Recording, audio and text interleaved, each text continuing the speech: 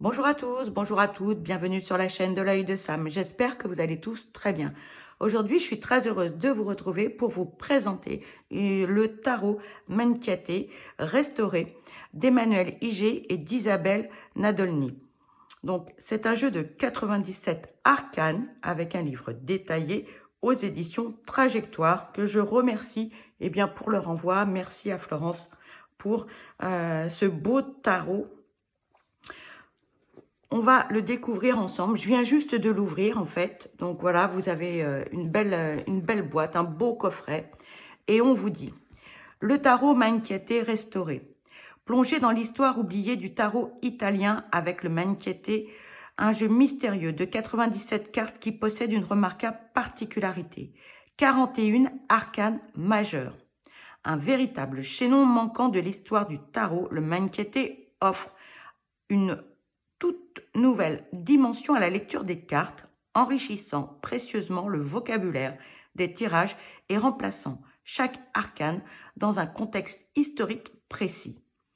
Il ajoute aux arcanes habituels les 12 signes du zodiaque, les 4 éléments et complète la liste des vertus, la prudence, la foi, l'espérance et la charité. Fidèle aux minutieux traits du maître italien Gaetano, qui donna vie au Manicaté de Boulogne en 1763, ce jeu singulier aux couleurs originales, ici méticuleusement restauré, ravira les initiés comme les néophytes. Son livre d'accompagnement contient l'histoire détaillée de chaque arcane pour restituer leur lecture dans le contexte culturel de l'époque.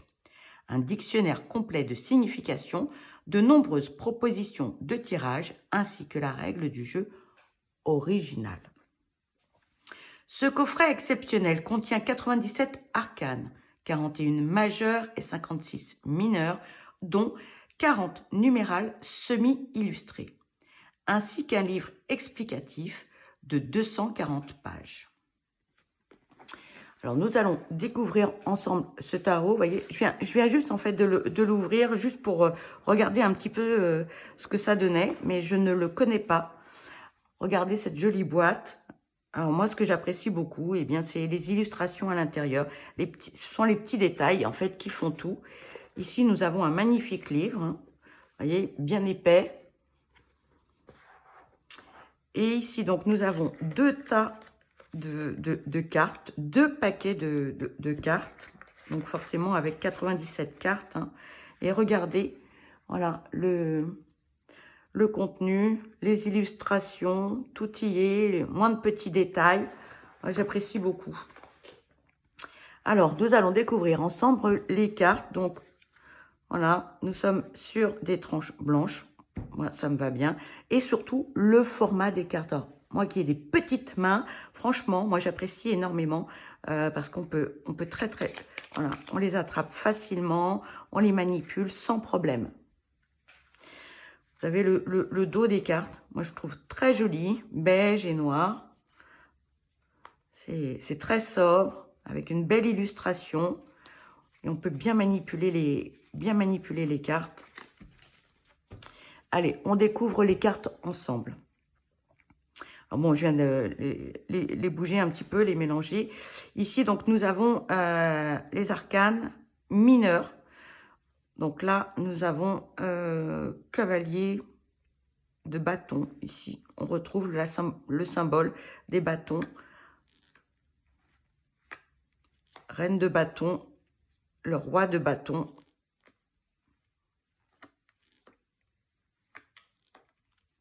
Donc là, nous sommes avec les arcanes mineures, avec les bâtons.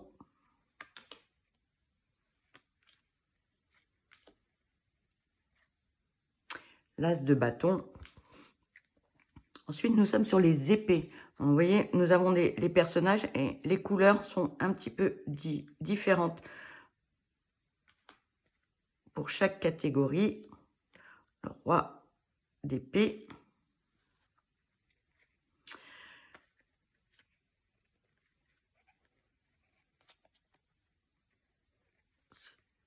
Ça, je pense que ce sont les deniers. Je découvre en même temps que vous ce tarot.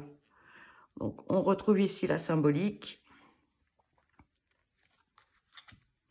les coupes,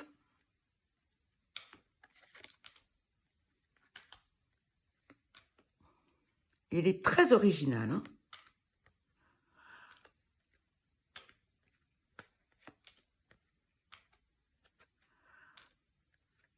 Voilà, la reine de coupe, le roi de coupe. On retrouve ici les épées. Désolée, hein, le jeu a été un petit peu mélangé. Le 3 d'épée, 4 d'épée.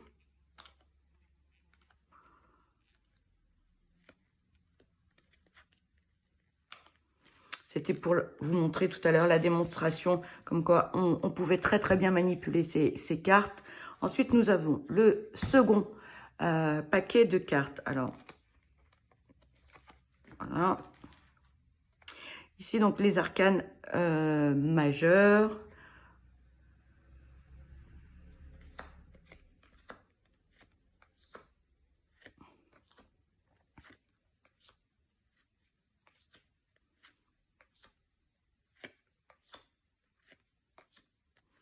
Je vous laisse découvrir.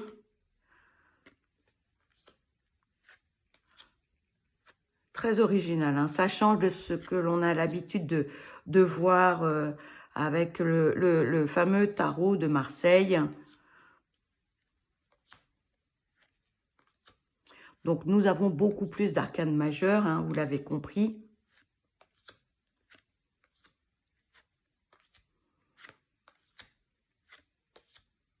Donc, c'est un jeu qui date de 1763. Moi, je trouve ça pas mal, en fait, de revisiter des vieux tarots ou des vieux oracles comme le Béline, hein, pour nous donner une histoire. Je trouve ça assez intéressant. Voilà en ce qui concerne les cartes. Alors, après, on va découvrir, eh bien, donc, le livre. Ce que l'on peut nous dire dans ce livre accompagnant ce tarot.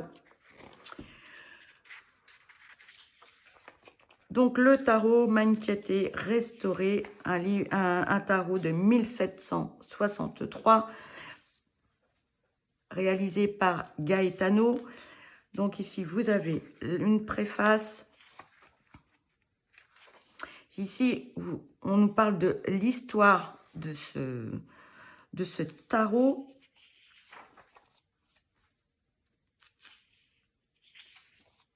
Regardez, moi j'aime beaucoup. Alors, le papier est magnifique. Les illustrations.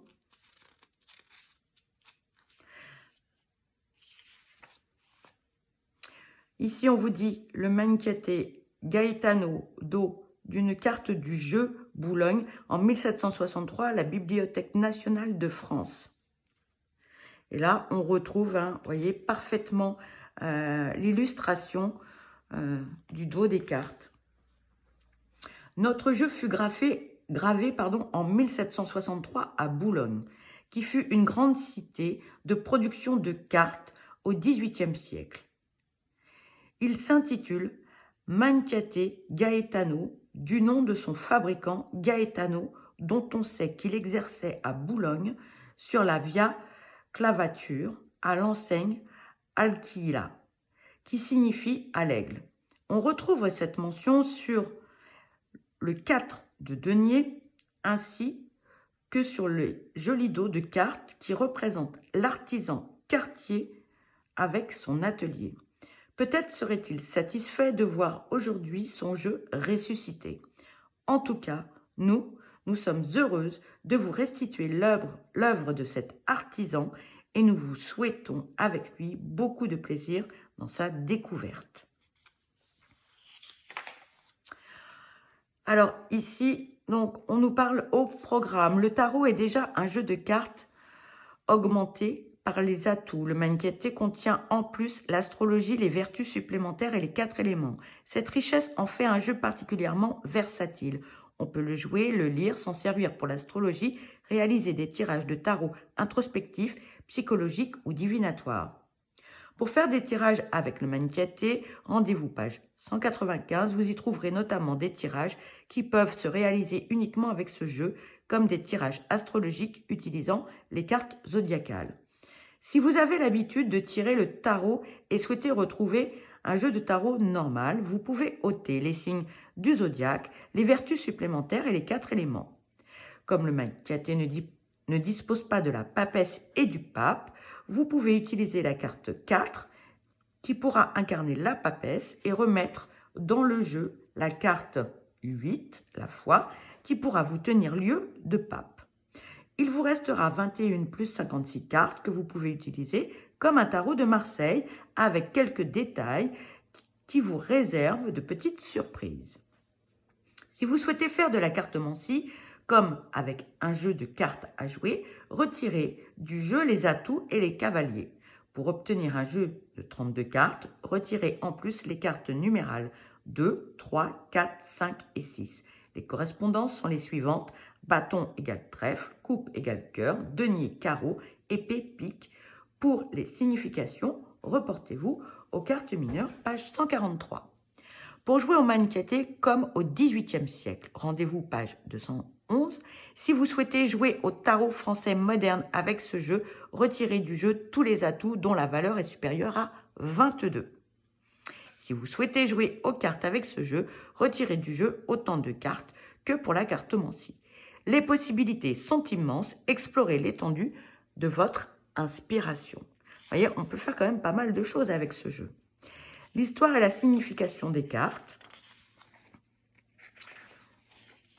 Et donc là, on découvre ici la signification de chacune des cartes. Donc par exemple, pour le 1, nous avons le battleur. Je trouve vraiment très très joli ce livre. Hein. Par exemple, pour le battleur, on vous dit en Italie, pays d'origine du Manichiate, on appelle le battleur il bagatto, qui provient du mot bagatella. Ce mot, à l'étymologie incertaine, aurait 3 acceptations. Un tour de passe-passe, une action frauduleuse et une chose de peu de valeur. Ces 3 aspects correspondent parfaitement à notre personnage. Le battleur est un prestidigitateur, mais son art recouvre aussi d'autres pratiques. Au Moyen-Âge, il est le jongleur qui va dans les foires et les châteaux esbaudir les gens avec ses acrobaties et ses tours, comme sur la carte où on le voit égayer les enfants.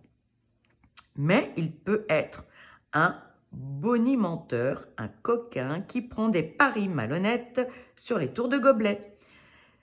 C'est un errant, un marginal. Son métier est maudit par l'Église, car, comme le diable, il trompe les gens en leur faisant percevoir les choses autrement qu'elles ne le sont en réalité. D'ailleurs, pour beaucoup, il est un authentique magicien comme Merlin, capable de jeter des sorts ou de prédire l'avenir. Et ici, donc, vous avez la suite concernant la signification du battleur. Ensuite, donc, si on parle véritablement de signification assez concise et concrète, ici vous avez la signification en positif, en négatif et en conseil. Concernant le battleur, on vous dit agir comme on peut, faire bonne figure, faire des efforts pour le plaisir et l'édification d'autrui, apporter de la magie, prendre sur soi pour amuser la galerie, ne plus y croire, peu de sérieux. En positif, un talent qui permet de captiver les cœurs et les esprits, apportant une touche de magie à la réalité. En négatif, attention aux manœuvres trompeuses qui pourraient vous tenter ou dont vous pourriez être victime. Une perte de sens peut empêcher de goûter le quotidien. En conseil, utilisez vos compétences pour émerveiller. Et donc, on retrouve ainsi la signification de toutes les arcanes majeurs. Voilà, il est très très beau ce livre, l'illustration, l'empereur là, sublime. L'empereur en majesté vitrail de la cathédrale Notre-Dame de Strasbourg. L'impératrice d'Orient. Voilà, on retrouve donc l'illustration. Voilà, donc là, ici, nous avons des illustrations prises dans différents lieux. Et puis, nous retrouvons ici l'illustration du tarot. Très, très beau livre. Moi, le chariot. Donc là, vous avez une illustration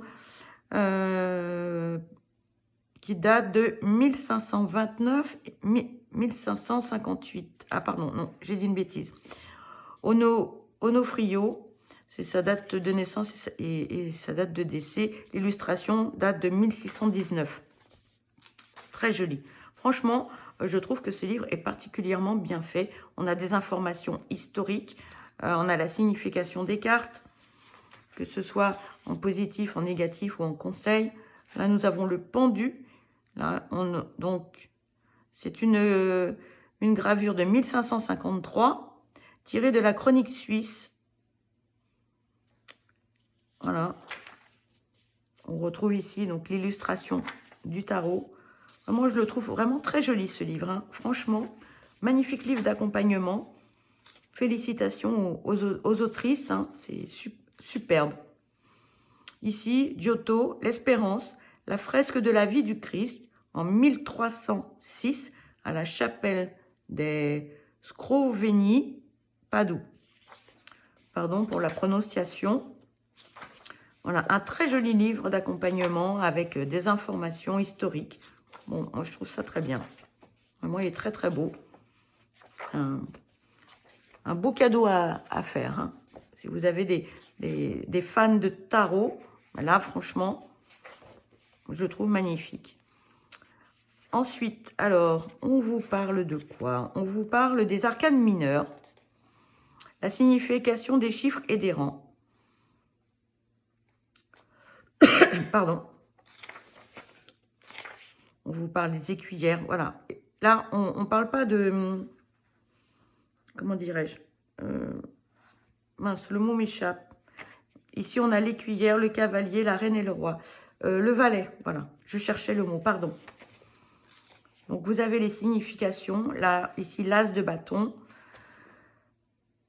En positif, en négatif, en conseil, les mots-clés. Là, pour l'as de bâton, on vous dit l'énergie vitale, la passion, le commencement, la force brute, la vitalité. Le 2 de bâton, l'attente, les mots-clés, désir, contenu, patience, gestion énergétique, rivalité, différence, abstinence. Donc, vous avez donc tous les arcanes mineurs avec, eh bien, donc la signification, l'as de coupe. On vous parle de l'amour. En positif, cette carte suggère un élan amoureux ou une connexion mystique. C'est le début d'une relation ou d'une phase où l'amour et la bienveillance sont au premier plan. En conseil, écoutez vos sentiments avant tout. Les mots-clés, ouverture, générosité, élan, lien, affection. Donc, vous avez eh bien, donc, la même chose pour toutes les arcanes mineurs. Les deniers, ici, on vous parle des arcanes mineurs, les cartes de cour, la signification des rangs.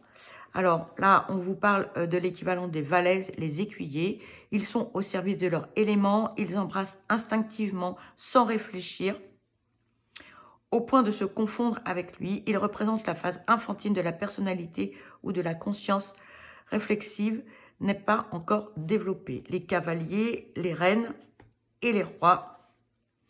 Les rois représentent le stade ultime de la maturité. Ils ont pleinement surmonté les conflits des cavaliers, agissant avec confiance et autonomie. Ils représentent l'atteinte d'un équilibre entre instinct et volonté conscience. C'est la maturité. Voilà, donc vous avez les écuyers de bâton. Il est magnifique. Hein. Franchement, ce livre, il est magnifique. Ensuite, on vous parle des tirages et de l'interprétation. Comment lire les cartes. Donc là, vous avez une première méthode de tirage ici avec 6 cartes. Un tirage ici avec 3 cartes. ma volonté conscience, mes tendances inconscientes, un conseil pour réconcilier les deux. Vous avez le tirage avec les planètes, le tirage des 7 vertus. Ici, alors, le tirage astrologique, pour certains, on appelle ça aussi la roue karmique, avec toutes les maisons.